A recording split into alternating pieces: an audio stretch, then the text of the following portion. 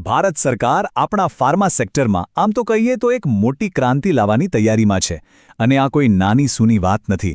આજે આપણે વાત કરીશું એક એવી યોજના વિશે જેનું બજેટ છે પૂરા 10,000 કરોડ રૂપિયા.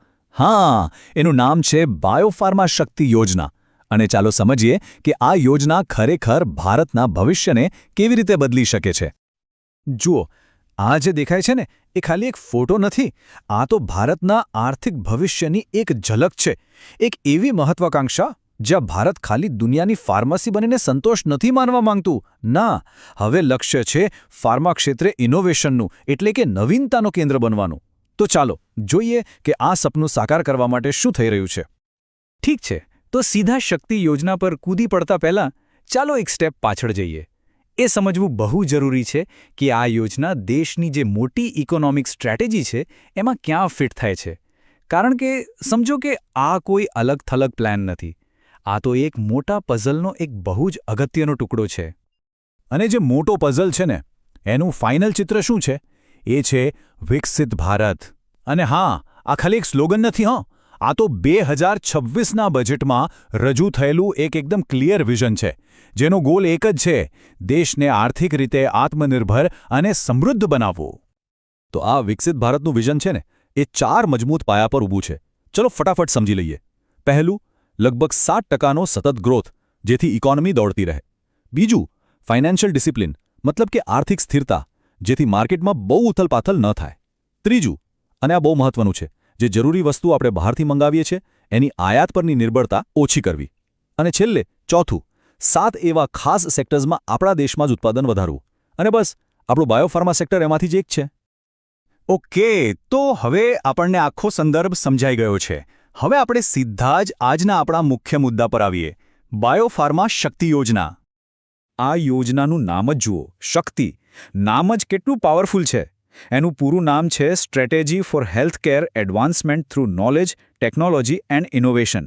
એટલે કે જ્ઞાન, ટેકનોલોજી અને નવીનતા દ્વારા હેલ્થકેરને આગળ વધારવાની સ્ટ્રેટેજી. ખરેખર આ નામ જ બતાવી દે છે કે આના લક્ષ્યો કેટલા મોટા અને મહત્વાકાંક્ષી છે. અને આ ખાલી વાતો નથી. આ મહત્વાકાંક્ષા પાછળ સરકારે પૈસા પણ લગાવ્યા છે. કેટલા?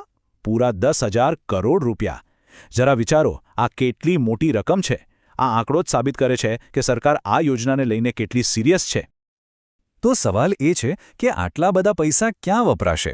જુઓ, અહીં 2 શબ્દો બહુ મહત્વના છે: બાયોલોજિક્સ અને બાયોસિમિલર્સ. હવે આ શું છે? સાવ સહેલી ભાષામાં કહું તો બાયોલોજિક્સ એટલે જીવંત કોષોમાંથી બનેલી એકદમ એડવાન્સ દવાઓ, જે કેન્સર અને ડાયાબિટીસ જેવી મોટી બીમારીઓમાં વપરાય છે. અને પ્રોબ્લેમ એ છે કે આ દવાઓ ખૂબ જ મોંઘી હોય છે. એટલે આ યોજનાનો મુખ્ય ગોલ એ જ છે કે આવી મોંઘી દવાઓ આપણે બહારથી મંગાવી ન પડે, પણ ભારતમાં જ બનાવી શકીએ. આખી યોજનાની ડિઝાઇનને સમજવા માટે એક સરસ ઉદાહરણ છે: 3 પાયાવાળું સ્ટૂલ. જેમ સ્ટૂલને સ્થિર રહેવા માટે 3 પાયાની જરૂર પડે, બસ એ જ રીતે આ યોજના પણ 3 મજબૂત સ્તંભો પર ઊભી છે. 3 એકબીજા સાથે જોડાયેલા છે. તો ચાલો હવે આપણે આ 3 સ્તંભોને એક પછી એક જરા ઊંડાણમાં જઈને સમજીએ. તો પહેલો અને કદાચ સૌથી અગત્યનો સ્તંભ એ છે એડવાન્સ મેન્યુફેક્ચરિંગ, એટલે કે અદ્યતન ઉત્પાદન. કહી શકાય કે આ આખી યોજનાનો પાયો છે. આનો સીધો મતલબ છે ભવિષ્યના કારખાનાઓ બનાવવા. અને અહીં વાત ખાલી વધુ ઉત્પાદન કરવાની નથી. ના, વાત છે વધુ સારું, વધુ સ્માર્ટ અને એકદમ લેટેસ્ટ ટેકનોલોજી સાથેનું ઉત્પાદન કરવાની. પણ આ થશે કેવી રીતે? તો સરકાર કંપનીઓને એડવાન્સ ઇન્ફ્રાસ્ટ્રક્ચરમાં રોકાણ કરવા માટે પ્રોત્સાહન આપશે. આપણા દેશમાં જ ઉત્પાદનમાં નવીનતા આવે એ માટે મદદ કરશે. અને ખાસ કરીને પેલી જે આપણે વાત કરી એ નેક્સ્ટ જનરેશન દવાઓ, એટલે કે બાયોલોજિક્સ બનાવવા માટે દેશની કેપેસિટી વધારવા પર ફોકસ કરશે. ચલો માની લીધું કે આપણે ફેક્ટરીઓ બનાવી દીધી, પણ ખાલી ઉત્પાદન વધારવું એ તો સિક્કાની એક જ બાજુ થઈ, બરાબર ને? એ ઉત્પાદનને ટકાવી રાખવા અને સતત એમાં નવું શું કરી શકાય એના માટે શું જોઈએ? મજબૂત રિસર્ચ. અને એ જ છે આપણો બીજો સ્તંભ: સંશોધનને પ્રોત્સાહન. આપણે સૌ જાણીએ છીએ કે કોઈપણ નવી દવા માર્કેટમાં આવે એ પહેલાં એના પર કેટલાય રિસર્ચ અને ક્લિનિકલ ટ્રાયલ્સ થાય છે. બસ આ બીજા સ્તંભનો મુખ્ય હેતુ આ આખી રિસર્ચ સિસ્ટમને જ એટલી મજબૂત બનાવવાનો છે કે નવી દવાઓ વધુ ઝડપથી અને સેફટી સાથે આપણે બનાવી શકીએ. અને આ માટે એક બહુ જ મોટું પગલું લેવામાં આવી રહ્યું છે. દેશભરમાં 1000થી પણ વધુ 1000થી વધુ નવી સર્ટિફાઈડ ક્લિનિકલ ટ્રાયલ સાઇટ્સ બનાવવામાં આવશે. આનો સીધો ફાયદો એ થશે કે દેશના ખૂણે-ખૂણે નવી દવાઓ પર રિસર્ચ થશે અને લોકોને નવી ટ્રીટમેન્ટ પણ જલ્દીથી મળી શકશે. આના ફાયદા શું થશે? ચાલો ગણાવી દઉં. 1. આપણા ક્લિનિકલ ટ્રાયલ્સની ક્વોલિટી અને વિશ્વસનીયતા વધશે. 2. નવી દવાને માર્કેટમાં આવતા જે સમય લાગે છે એ ઘટશે. 3. આપણા દેશના દર્દીઓને લેટેસ્ટ સારવાર સહેલાઈથી મળશે. અને 4. આપણી જે ડ્રગ રેગ્યુલેટરી સિસ્ટમ છે એ આંતરરાષ્ટ્રીય સ્તરે વધુ મજબૂત બનશે. ઓકે, તો આપણી પાસે હવે એડવાન્સ ફેક્ટરીઓ છે, મજબૂત રિસર્ચ સિસ્ટમ પણ છે. પણ આ બધું ચલાવશે કોણ? જો એને ચલાવવા માટે કુશળ લોકો જ ન હોય તો? બસ, આ છે આપણો ત્રીજો અને છેલ્લો સ્તંભ, એક્સપર્ટ્સ એટલે કે નિષ્ણાતો તૈયાર કરવા. જો કોઈપણ ઇન્ડસ્ટ્રી હોય એ એના લોકો વગર તો આગળ વધી જ ન શકે. એટલા માટે જ આ યોજનાનો એક બહુ જ ક્રિટિકલ ભાગ છે હાઈલી સ્કિલ્ડ લોકો તૈયાર કરવાનો. એટલે કે એવા વૈજ્ઞાનિકો, રિસર્ચર્સ અને ટેકનિશિયનની નવી પેઢી તૈયાર કરવી જે આ સેક્ટરને આગળ લઈ જાય. અને આ કામ માટે દેશની જે સૌથી પ્રખ્યાત ફાર્મા સંસ્થાઓ છે, national institute of pharmaceutical education and research, જેને આપણે ટૂંકમાં નાઇપર્સ કહીએ છીએ, એના નેટવર્કને વધુ મજબૂત બનાવવામાં આવી રહ્યું છે. પ્લાન એ છે કે 7 જૂની સંસ્થાઓને અપગ્રેડ કરાશે અને 3 તદ્દન નવી સંસ્થાઓ પણ બનાવવામાં આવશે. આ શૈક્ષણિક સંસ્થાઓ પાછળ રોકાણ કરવાનો હેતુ એકદમ સ્પષ્ટ છે.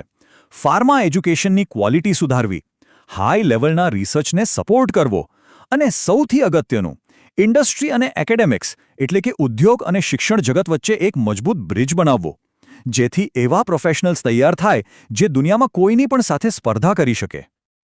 તો આપણે ત્રણેય સ્તંભો જોઈ લીધા: ઉત્પાદન, સંશોધન અને શિક્ષણ. બધું બરાબર છે. પણ આ બધાનો અંતિમ ગોલ શું છે?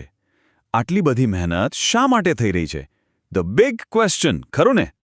ચાલો હવે આપણે ફરીથી ઝૂમ આઉટ કરીએ અને આખી વાતને મોટા પરિપ્રેક્ષ્યમાં જોઈએ કે આ યોજનાનો ફાઇનલ સ્ટ્રેટેજિક ગોલ શું છે અને દુનિયા માટે એનું શું મહત્વ છે.